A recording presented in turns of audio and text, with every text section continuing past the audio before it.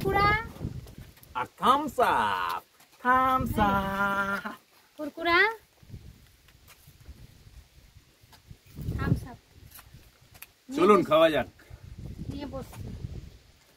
চারিদিকটা একটু বাদে দেখাবো। দেখুন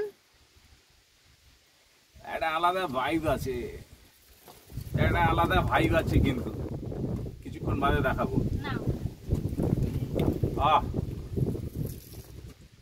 প্যাঁচপ্যাঁচানি গরম, পেট্রোলের গন্ধ, কি গরম। বাসের আওয়াজ, চারিদিকে হর্ন, ট্যাটু ট্যাটু ট্যাটু, ইঞ্জিনের গরম। এসে একটু বাঁচলাম। আমার সামনাটাও পড়ে গেল।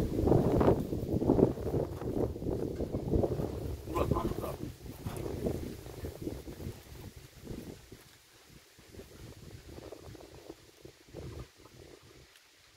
থামস আপ গরম হয়ে গেছে। কয়েকটা ভিডিও করব, কিন্তু এখন রোদ্দুরের এত তেজ না, রোদ্দুরে গিয়ে করলেই ভিডিওটা ফেটে যাবে, কিছু বোঝা প্রচুর যাবে না। রোদ্দুর বাইরে। তাই না, ভাবলাম একটু শর্ট ব্রেক নিয়ে নিই।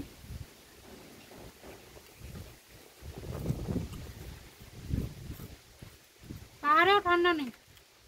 এই যে এই রাস্তাটা দেখছেন, এই রাস্তাটা দিয়ে সোজা চলে যাব, সোজা না অবশ্য একে বেঁকে একে বেঁকে একে বেঁকে রং টং, আর এটা দিয়ে একে বেঁকে একে বেঁকে একে বেঁকে শিবখোলা। আরো যদি যেতে চান কালীঝোড়া, সিটং কালীঝোড়া হয়ে ওদিক দিয়ে গিয়ে সেবক হয়ে আপনি শিলিগুড়ি যেতে পারবেন। রাস্তাটা কিন্তু একটু এরকম এরকম এরকম এরকম, তার সঙ্গে এরকম এরকম, মানে একা একাও আছে, ওপর নিচও আছে। বাইক চালালে একটা আলাদা এনজয়। সাবধানে চালাতে হবে। একটু আগে একটা এরকম উঠতে গিয়ে পড়ে যাচ্ছিলাম। বাইক দাঁড় করিয়ে নিয়েছি, পেছনে টানছে বাইকটা, একদম সামনের ব্রেক, কখনো রিস্ক নেবেন না। পেছনের ব্রেক মেরে বললাম নামো, নেমে গেল, তবে বাইকটা ঘুরিয়ে নেমে এলাম। পাহাড়ে কোনো রিস্ক নেওয়ার দরকার নেই। এবার একটু দেখি, প্রকৃতিটা দেখি, তারপর আপনাদের দেখাবো। হেবি রোদ্দুর বাবা। কটা বাজে? 3টে, পাক্কা 3টে বাজে। এই যে এই চা বাগানটার নাম কি জানেন? সিপাহীধুরা, সিপাহীধুরা টি গার্ডেন। খুব সুন্দর একটা চা বাগান। আর এই টাইমটা না চা বাগানের পাতা থাকে না, পাতাগুলো আবার বর্ষায় গজাবে, তাই জন্য ন্যাড়া। কিছু কিছু জায়গায় চা পাতা রয়ে গেছে, ভিডিও করলে সেগুলো ভালো লাগবে, আর ন্যাড়া জায়গাগুলো খুব একটা ভালো লাগবে না। বর্ষাকালে পাহাড়ে একবার আসবেন। আর দূরে ওই পেছন দিকে দেখা যাচ্ছে দুটো টাওয়ার, ওদিকটা হচ্ছে কার্শিয়াং। আমরা একটু পরে দেখাচ্ছি। তিনধরিয়া পর্যন্ত চলে গেছিলাম, আবার ব্যাক করে এসেছি সিপাহীধুরায়। এত গরম, আর রাস্তায় কোথায় ভিডিও করব বুঝে উঠতে পারলাম না। চলো একটা ফাঁকা জায়গায় যাই। নয়, চৈত্র মাস পড়েনি, মানে 4 তারিখ, আজকে এত গরম। এখানেই যদি এই গরম হয়, তাহলে এখন আমি তো চিন্তা করতে পারছি না পার্ক স্ট্রিটে এসপ্ল্যানেডের ওখানে কত গরম। সত্যি খুব খুব গরম। দয়া করে গাছ কাটবেন না। সারা পশ্চিমবাংলায় মনে হয় গাছ পুরো কেটে উড়িয়ে দিয়েছে, কোথাও গাছ নাই। পাহাড়েও অর্ধেক গাছ সাপাই,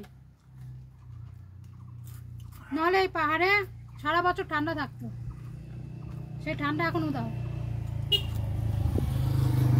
সব যাচ্ছে। একটা কথা বলবো, একটু চুপি চুপি বলি। জায়গাটা না প্রেমের জন্য একদম আদর্শ।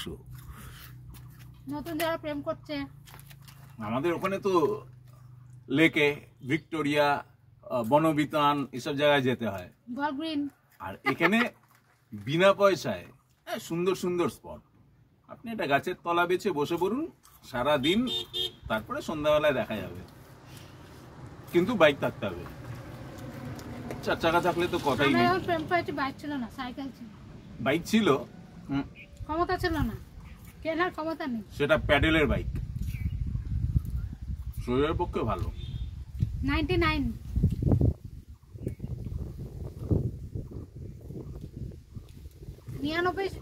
2000 সালে, তখন তো বাইক তো ছিল, কিন্তু তখন সাইকেলে প্রেম। এই দিকের পাহাড়টায় পেছন দিকে দেখছেন ঝোপঝাড় গুলো, বাঁশ গাছের ইয়েটা ভালো আছে দেখছি, অনেক বাঁশ গাছ আছে। এক একটা পাহাড়ের এক এক রকমের ইয়ে থাকে, দৃশ্য। বর্ষায় কিন্তু এই জায়গাটা অতীব দারুণ লাগে। চমৎকার লাগবে। আমরা তো এইদিকে নর্থ বেঙ্গলে এলে কোথায় যাই? দার্জিলিং, না তো সিকিম চলে যাই, না তো ভুটান, আর আশেপাশে কার্শিয়াং, কালিম্পং, আর এগুলো হচ্ছে অফবিট। শিলিগুড়িতে যদি আপনার ধরুন আগে পৌঁছে গেছেন, একদিন হাতে সময় আছে, আপনি শুধু গাড়ি একটা বুক করে বলবেন শিবখোলা যাব, রাস্তাতেই পড়বে এটাই হচ্ছে রাস্তা শিবখোলা যাওয়ার। শিবখোলা হচ্ছে, খোলা মানে হচ্ছে নদী, শিবখোলা হচ্ছে একটা নদীর পার।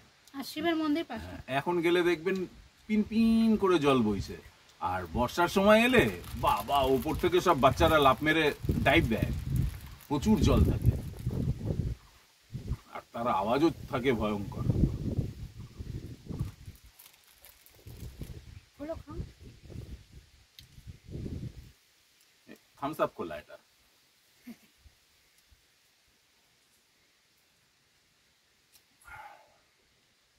20 টাকার ছোট বোতলগুলো গরম হয়ে গেছে, ঠান্ডা নেই। চলুন দেখাই, কটা ভিডিও করি।